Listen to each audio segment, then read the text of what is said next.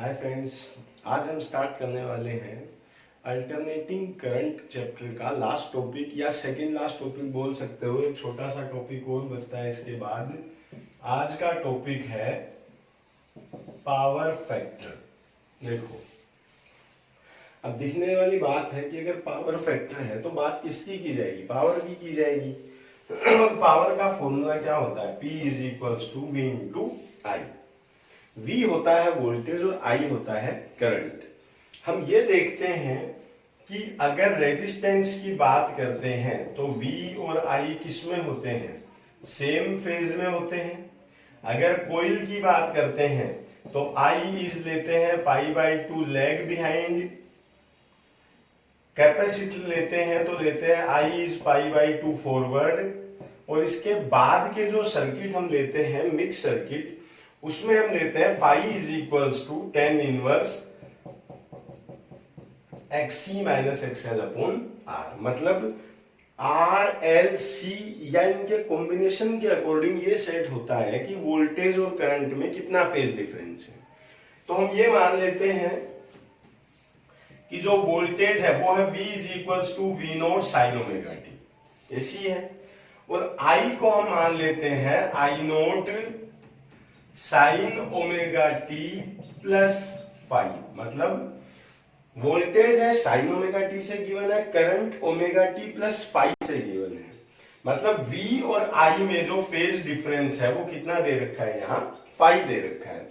अब ये कितना भी हो सकता है, 20, 30, 40, 60, एनीथिंग, कुछ भी 5 की वैल्यू हो सकती है। इन दोनों को अगर पावर में लगा दें तो V होगा V nought sine omega T और I होगा I note sign omega T plus 5।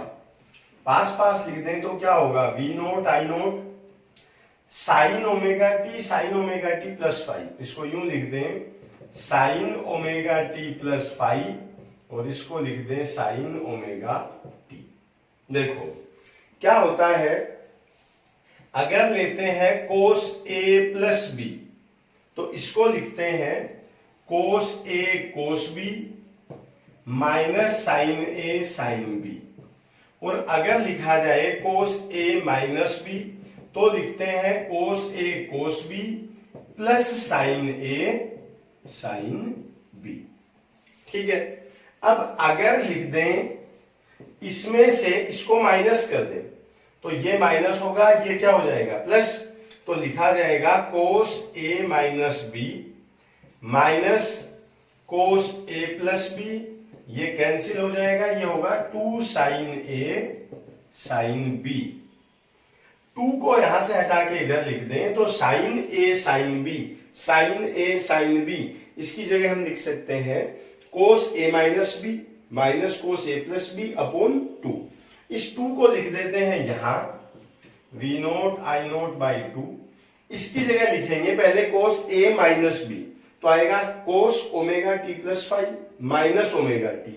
तो ओमेगा टी से ओमेगा टी कैंसिल हो जाएगा और बचेगा सिर्फ कोस 5 minus cos A plus B, तो आएगा कोस ओमेगा टी और ओमेगा टी होगा 2 ओमेगा टी और ये होगा 5। ठीक है। अब देखो, हम इस पावर की एवरेज वैल्यू अगर लें तो याद होगा यहां कोस टी का फंक्शन है, टाइम का फंक्शन है। और जब कोस टाइम का फंक्शन हो तो कंप्लीट साइकिल के लिए चाहे साइन हो या कोस हो, जो इसकी एवरेज वैल्यू है वो हमेशा 0 ली जाती है, क्योंकि इतना ही पॉजिटिव है और इतना ही क्या है? नेगेटिव।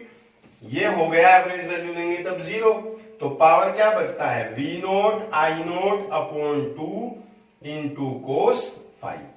देखो ये तो है average power dissipated in circuit. किसी सर्किट में कितना पावर कंज्यूम हो रहा है? V नोट I नोट हम पढ़ते थे डीसी करंट में कि P इज इक्वल्स टू क्या होता है? VI। तो VI तो है ही। अब इस V नोट I नोट को अगर यूं लिख दें equals to V nought I nought upon √2 into √2, इस 2 को लिख दें ये, तो ये आएगा कोस 5 इक्वल्स टू ये होगा VRMS IRMS इंटू कोस 5। देखो P बराबर था VI, यहां भी क्या है? VI, ये दोनों आरएमएस वैल्यू है, रूट मीन स्क्वायर वैल्यू है। साथ में क्या चीज आई है, कोस फाई। ये कोस फाई जो है, फाई क्या है, phase difference between voltage and current. Phi के अकॉर्डिंग जो सर्किट का कंज्यूम्ड पावर है, डिसिपेटेड पावर जो है वो चेंज होता रहेगा, कम हो सकता है, ज्यादा हो सकता है।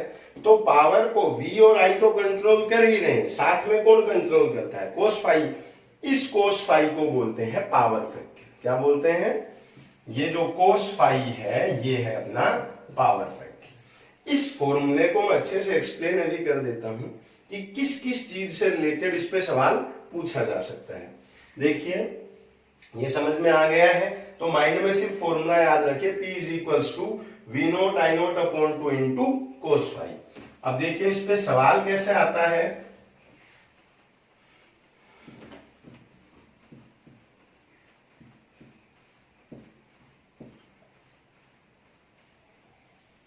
देखो P इज इक्वल्स टू है V nought I nought upon 2 into cos phi. यहां अगर पूछा जाए एवरेज पावर क्या है सर्किट में, तब तो क्या लिखते हैं, ये फॉर्मूला काम में लेंगे, V nought I nought upon 2 into cos phi. V nought क्या है, मैक्सिमम करंट है, I नोट क्या है, मैक्सिमम करंट है, ये मैक्सिमम वोल्टेज है, मैक्सिमम करंट है। जिसको चाहो तो V अपॉन Z भी लिख सकते हैं। I इज इक्वल्स टू होता है V अपॉन R।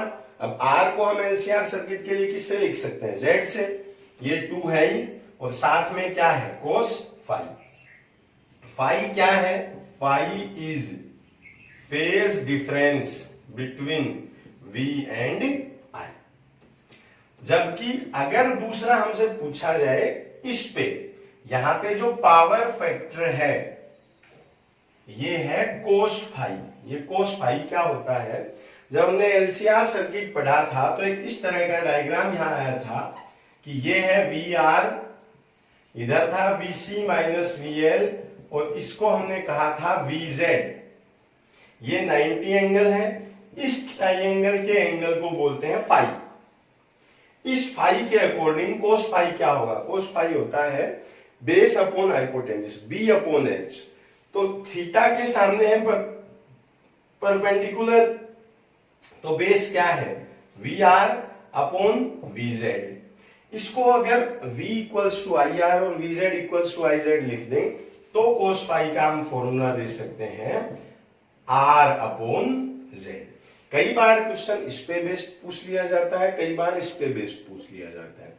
मैं पहले आपको पावर फैक्टर के क्वेश्चंस करवाता हूं, इसके बाद हम एवरेज पावर के क्वेश्चन करेंगे और फिर हम इसके आगे चलेंगे।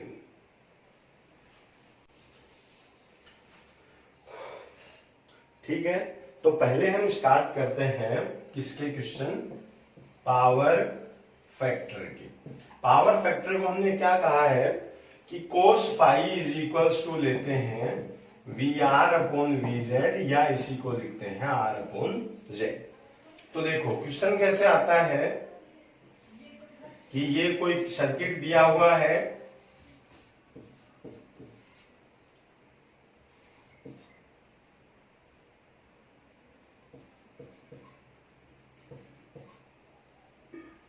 पूछा गया है, सर्किट दे रखा है, ये L है, ये C है, ये R है, और पूछ रखा है find the power factor of circuit.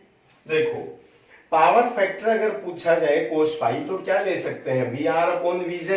तो VR कितना है, 5 है, VZ कितना है, नेट वोल्टेज का फॉर्मूला जो हमने पढ़ा था वो था root VR square plus VC minus VL square. Value अगर यहां पुट कर दें तो VR होगा 5 स्क्वायर प्लस ये होगा 20 माइनस 8 स्क्वायर, तो ये होगा 25 plus 144 is equals to 169 is equals to 13। तो cos phi is equals to क्या लेंगे, VR अपॉन VZ।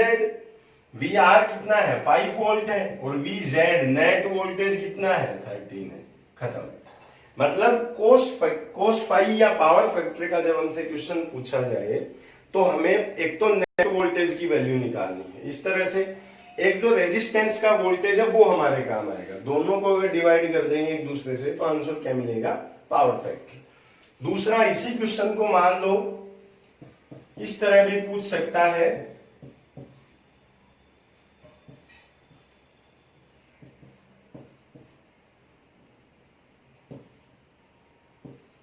देखो क्या फर्क है, यहां सब पे लिखा हुआ था volt, V for volt, volt volt, जबकि यहां क्या लिखा हुआ है, ओम ओम ओम। अब अगर ये तीनों ओम में है तो ओम में दे रखे हैं तो क्या करेंगे, यहां से ओम है तो V cos pi is equals to, अब की बार V की जगह किसका फॉर्मूला ले लेंगे, R का। R पे कितना है, 4 ओम है। Z कितना है, Z का फॉर्मूला होता है root R square plus XC minus XL square. क्या लगाएंगे, रूट R स्क्वायर यानी 4 स्क्वायर प्लस 10 माइनस 7 स्क्वायर, 4 का स्क्वायर होगा 16, ये होगा 3 स्क्वायर 9, रूट 25, या आंसर मिलेगा 5। तो कोस फाई क्या देंगे यहां से इस बार, R बाई जेड, R है 4, ये है 5, आंसर कितना मिलेगा 0.8।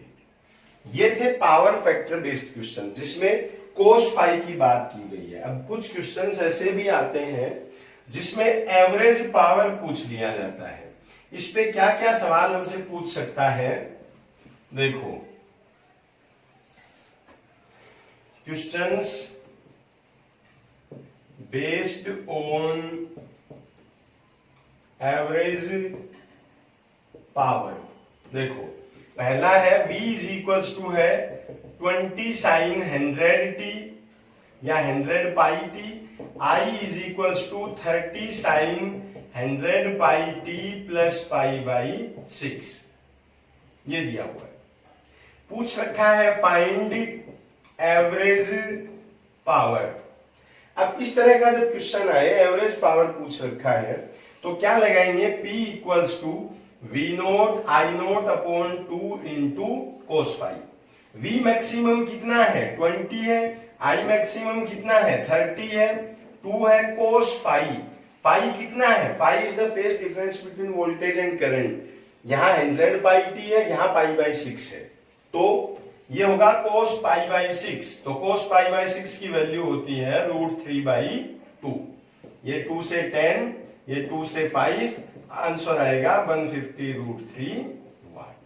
पहला क्वेश्चन वो है जिसमें डायरेक्टली फाई की वैल्यू हमें गिवन होती है, तो डायरेक्ट हम इस तरह से लगा सकते हैं। दूसरा आता है V is equals to 100 sine 100 pi t और I है 100 कोस पाई टी।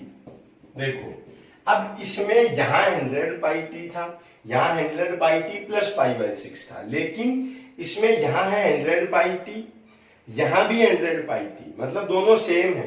तो क्या फेज डिफरेंस 0 ले लें, नहीं, ये साइन है और ये क्या है, कोस है, तो पहले कोस को साइन में चेंज करेंगे। याद होगा जब कोस को साइन में चेंज करते हैं तो प्लस पाई बाई 2 आ जाता है।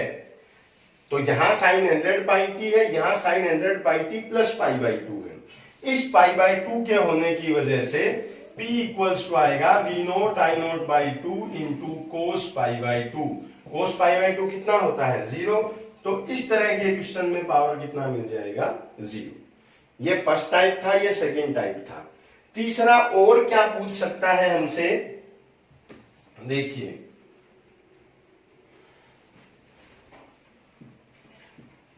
एक ऐसा क्वेश्चन आता है जिसमें क्या कैसे देगा क्वेश्चन, थोड़ा टफ है इन दोनों के कंपैरिजन में, कि एक कोइल एंड रेजिस्टेंस, या कोइल मान लेते हैं, a coil gives 10 ampere current with 200 volt DC source and it gives 5 ampere current with 200 volt 50 hertz AC source. Then find the self inductance of coil, मतलब coil का L हमसे पूछ रखा है। अगर हम बात करें पावर फैक्टर पे तो ये सबसे टफ क्वेश्चन हो सकता है। देखो करेंगे कैसे, दो चीजें दे रखी है, एक बार तो डीसी के साथ में और एक बार एसी के साथ में। देखो जब डीसी के साथ में बात करते हैं तो कोइल का सिर्फ रेजिस्टेंस काम करता है। क्या काम करता है? रेजिस्टेंस। कुछ देर के बाद कोइल का एल जो है इफेक्टिव एल वो एलिमिनेट हो जाता है। तो आई इज इक्वल्स टू लगाएंगे वी बाई आर, या आर इज इक्वल्स टू लगाएंगे वी बाई आई। वी है 200, ये है 10, तो ये कितना मिल जाएगा 20 ओम। आर है 20, जबकि एसी के केस में ये होता है जेड, क्योंकि कोइल का आर भी काम करता है और साथ में क्या काम करता है? L, Z. तो आई यहां आएगा I equals to V by Z या Z equals to V by I. V दे रखा है 200, आई अब की बार कितना है? 5 है, तो कितना होगा? 40 ओम। अब क्या है कि जो Z है ये होता है √R² प्लस XL²। याद करो RL सर्किट में जब रेजिस्टेंस भी हो और कोइल भी हो, दोनों एक साथ अगर हो तो Z क्या होगा? √R² plus XL²। XC क्या हो गया? एलिमिनेट यहां से। Z कितना है? 40, दोनों तरफ का कर दें स्क्वायर। R कितना है? 20² प्लस XL², ये होगा 1600, ये होगा 400। XL इसको लिखते हैं ओमेगा L या 2πfL, स्क्वायर होगा तो आएगा 4π²f²L²। ये यहां से माइनस करेंगे तो आएगा 1200।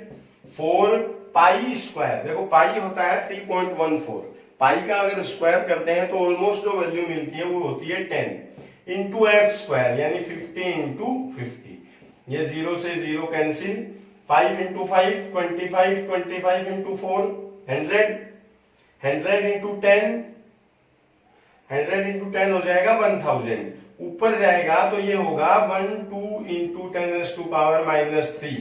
एल अगर निकालना हो तो इसको एक काम करते हैं, लिख लेते हैं 120 इंटू 10⁻⁻4। अब देखो याद होगा 11 का स्क्वायर होता है 121, तो ये ऑलमोस्ट 11 के इक्वल मान ले, तो L जो होगा वो होगा 11 इंटू 10⁻⁻2 हेनरी, या 110 इंटू 10⁻⁻3, या इसी को लिख सकते हैं 110 मिली हेनरी।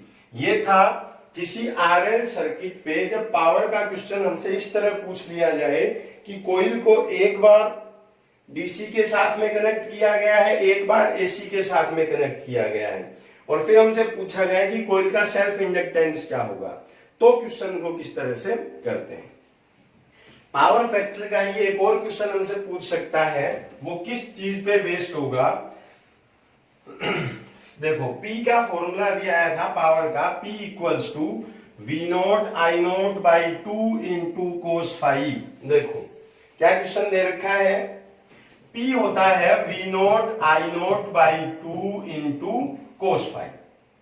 तो क्वेश्चन इस तरह दे दिया जाता है, cos phi a 200 volt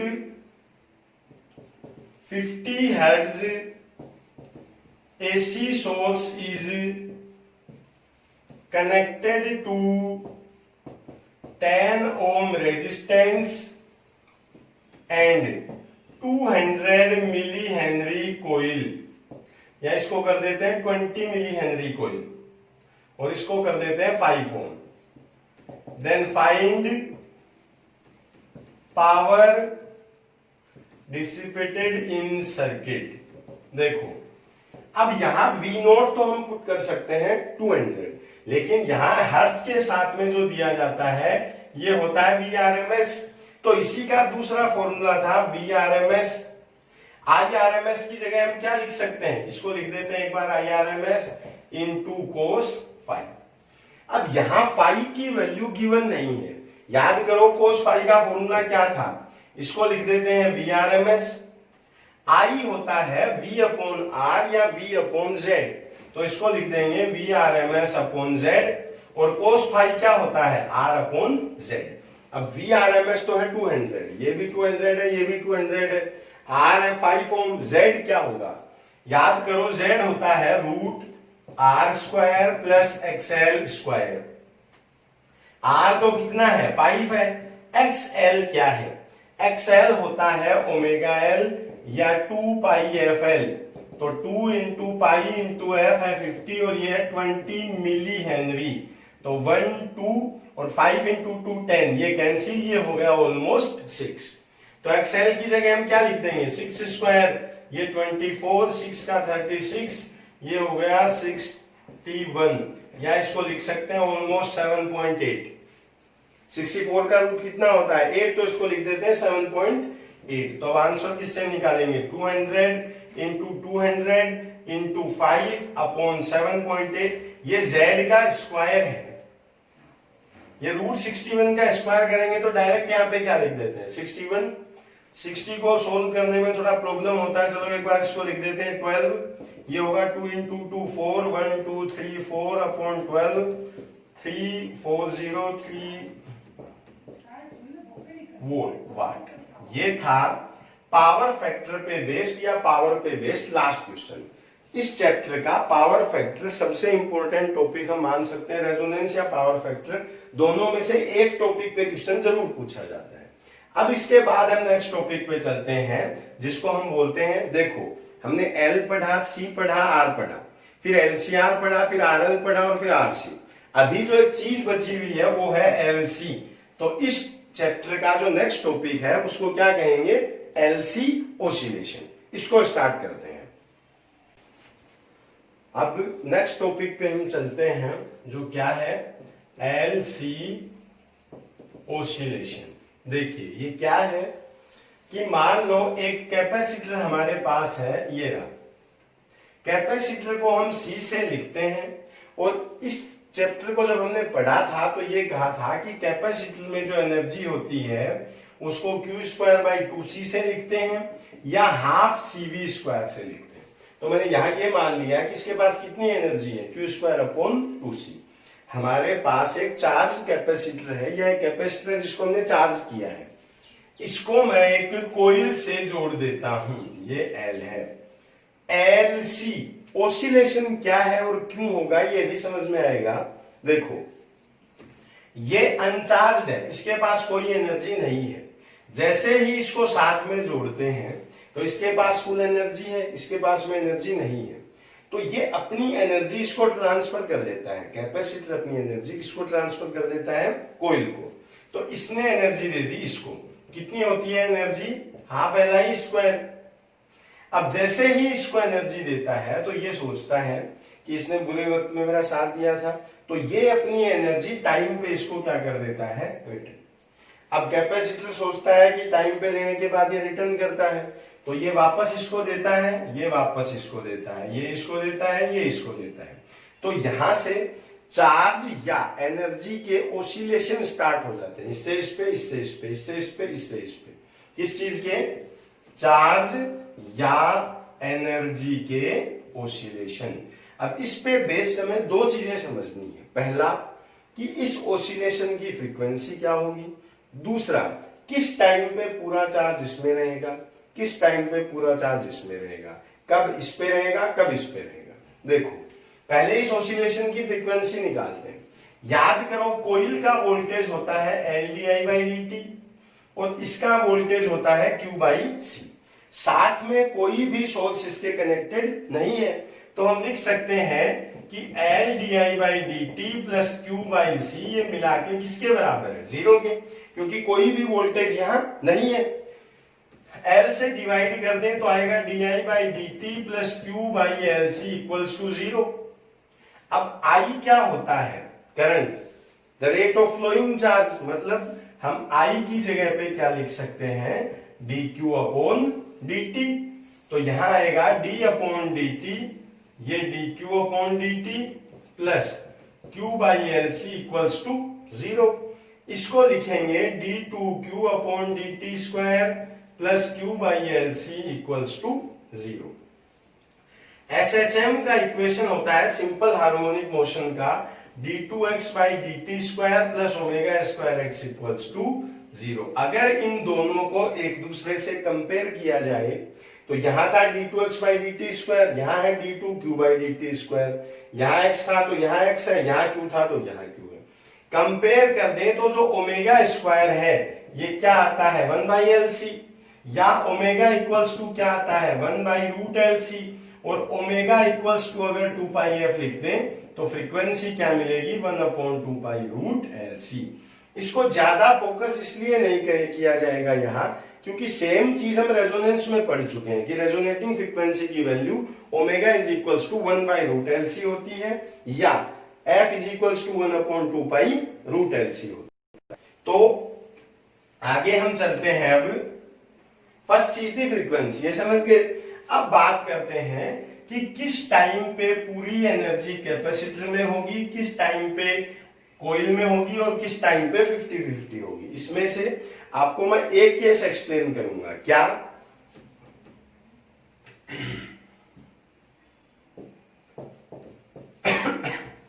at which time energy will be 100% capacitive. देखो, कैपेसिटर की एनर्जी किससे लिखी जा रही है? Q²/2C से। तो Q इक्वल्स टू हम दो चीजें मान सकते हैं, या तो मान ले Q0 sin ओमेगा t, और या तो मान ले Q equals to Q0 cos omega t। अब साइन को इसलिए नहीं ले सकते क्योंकि साइन में जब t बराबर 0 करते हैं इनिशियली, तो इनिशियली अपना कैपेसिटर क्या है? चार्ज है, पूरा इसके ऊपर है चार्ज, इसको अभी एनर्जी इसने नहीं दी है। लेकिन अगर t 0 कर दें तो साइन 0 कितना हो जाता है? 0। तो t बराबर 0 पे Q कितना मिलता है? इससे 0। तो इसको हम नहीं लेंगे, बल्कि जो कैपेसिटर का चार्ज है वो दिया जाएगा Q0 cos ओमेगा t से। अब maximum, when charge is maximum energy is 100% capacitive. जब पूरा चार्ज कैपेसिटर पे है, मतलब जब चार्ज मैक्सिमम है, या Q किसके बराबर है? Q0 के। तो Q equals to Q0 cos omega t। Q से Q कैंसिल, यहां क्या बचता है? 1। अब 1 किसके बराबर होता है? cos 0 ले सकते हैं, cos पाई ले सकते हैं, cos 2π ले सकते हैं। ये किसके बराबर हो? cos ओमेगा की जगह लिख दें 2π/t इंटू t। कोस से कोस कैंसिल कर दें, केस 1। 0 को अगर इसके बराबर कर दें, 0 equals to 2π/t into t।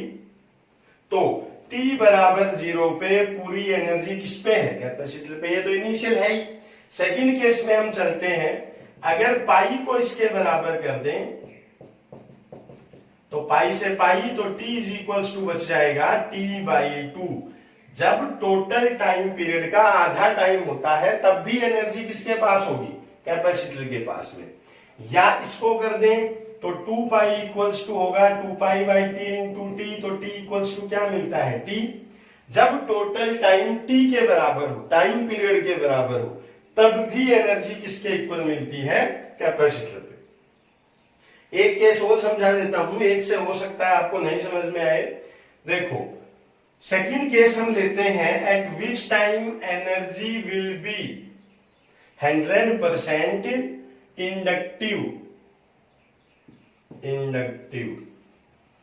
अब देखो, Q इक्वल्स टू आपने क्या लिया था? Q0 cos omega t। Coil की एनर्जी किस पे बेस्ड है? करंट पे है, और करंट क्या होता है? dQ/dt। क्या आएगा? Q0 cos का आएगा माइनस साइन से होगा मल्टीप्लाई। तो करंट को लिखा जाएगा I equals to I0 sin omega t। Capacitor की एनर्जी लेते टाइम हमने जो इक्वेशन काम में ली थी वो थी Q equals to Q0 cos omega t। जबकि करंट के लिए या कोइल के लिए जब हम लेंगे तो होगी I equals to I0 sin omega t। अब when total energy is inductive, मतलब वो कौन से टाइम होंगे जब ये अपनी पूरी एनर्जी इसको दे देगा? कब दे देगा? When I is equals to क्या हो? I0 मैक्सिमम करंट के इक्वल हो। I0 equals to I0 sin omega t। इसको कैंसिल कर दे, यहां है 1। अब 1 होता है sin π/2 पे, 3π/2 पे, 5π/2 पे। इसको बराबर कर दे sin 2π/t इंटू t के। ओमेगा की जगह क्या लिख दे? 2π/t। साइन से sine cancel, case first pi by 2 को इसके इक्वल ले लें तो आएगा 2 pi by T into T, pi से पाई कैंसिल, तो टी इक्वल्स टू बचता है टी बाई 4। सेकंड को करते हैं तो आता है T equals to 3t by 4। Third को करते हैं तो आता है 5t बाई 4। अब मैं आपको एक शॉर्टकट इसका बता देता हूं जिससे कंप्लीट इक्वेशन वगैरह सब आपको एक साथ याद हो जाएगी कि कब किसमें एनर्जी होती है। देखो अभी हमने फ्रीक्वेंसी क्या निकाली थी, F equals to 1/2 pi root LC, ठीक है। तो T क्या होता है 1/F, टाइम पीरियड हम इस फॉर्मूले से निकाल सकते हैं। एक लाइन खींचेंगे, यहां लिखेंगे 0, यहां लिखेंगे T, बिल्कुल मिड में एक लाइन 0 और T के बीच में क्या आता है T/2। इन तीनों पे पूरी एनर्जी कैपेसिटर में रहेगी, क्योंकि पहले एनर्जी किसके पास देनी है हमें, कैपेसिटर के पास में, C। बिल्कुल बीच में एक एक लाइन और खींच दे तो 0 और T/2 के बीच में आता है T/4 और T/2 और T के बीच में आता है 3T/4। इस पे पूरी एनर्जी होगी इंडक्टिव L पे। अगर एक एक लाइन और बीच में खींच दे तो 0 और T/4 के बीच होता है T/8।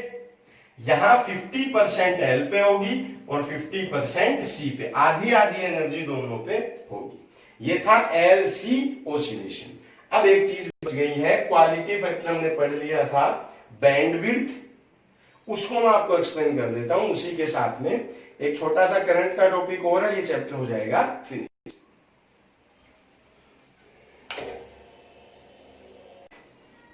ठीक है, चैप्टर के अगले टॉपिक की तरफ चलते हैं जिसको बोलते हैं wattless circuit and wattless current.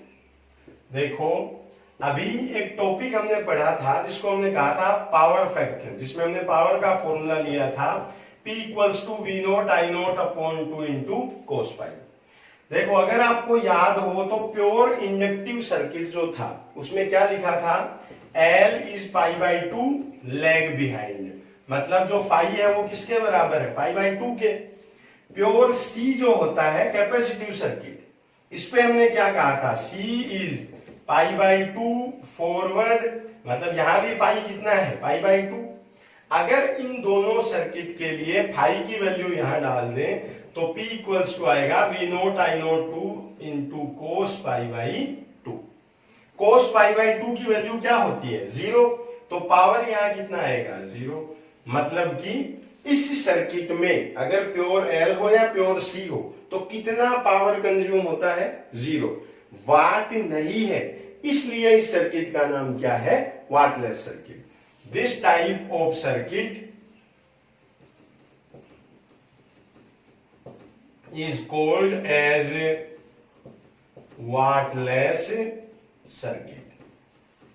ऐसे सर्किट में जो करंट फ्लो करता है उसको बोलते हैं wattless current, and the current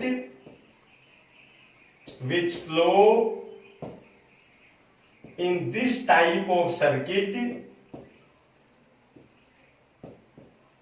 is called as wattless current. देखो एक फॉर्मूला, अभी एक डायग्राम हमने इस तरह का ड्रॉ किया था, इधर था VR, इधर था VC माइनस VL, यहां था VZ, यहां हमने लिखा था फाई। इस ट्राइंगल में अगर साइन फाई लिया जाए तो साइन फाई होता है P/H। P क्या है, VC minus VL upon VZ।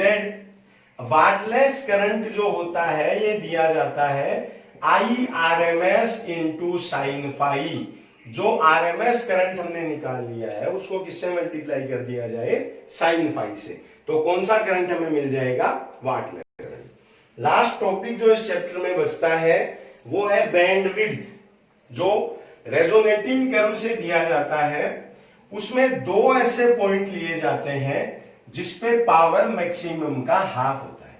क्या मैं आपको बताना चाह रहा हूं, टॉपिक है band width and half power points.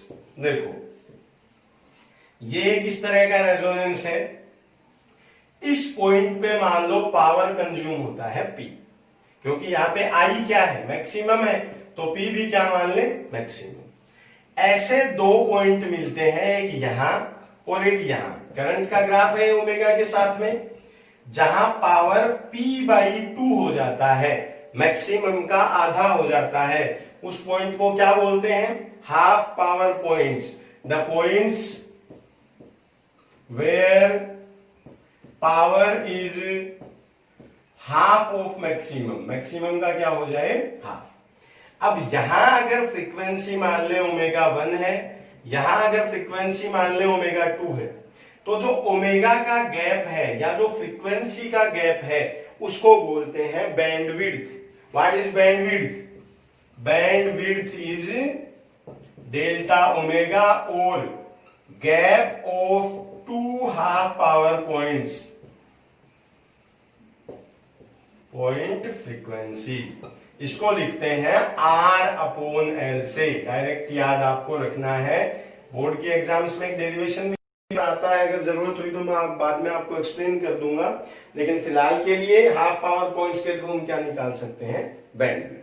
ये था अल्टरनेटिंग करंट चैप्टर, आपकी 12th की फिजिक्स फर्स्ट का second last chapter. Electromagnetic wave का मैंने एक वीडियो पहले बना दिया था, बाकी एक लेक्चर में फिर से तैयार कर दूंगा।